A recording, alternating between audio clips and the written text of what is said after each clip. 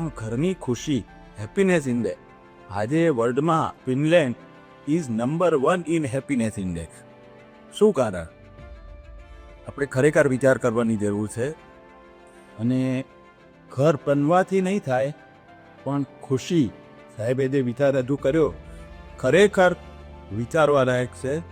અને બધા જ રિયલ એસ્ટેટ ડેવલપરે આ બાબતમાં વિચારવું પડશે.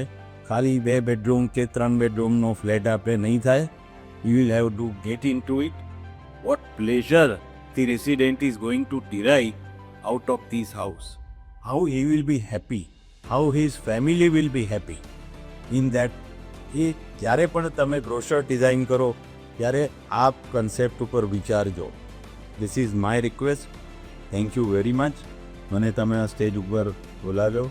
ઓ બાબા સાહેબ, ખરેખર આ હેપીનેસ ઇન્ડેક્સનો વિચાર બહુ જ ધ્યાન અને લંબાણપૂર્વકથી ચર્ચા માગશે. અંદર વાત કરી, વિચારો, અને really a fantastic idea. Thank you sir. Thank you. Back by.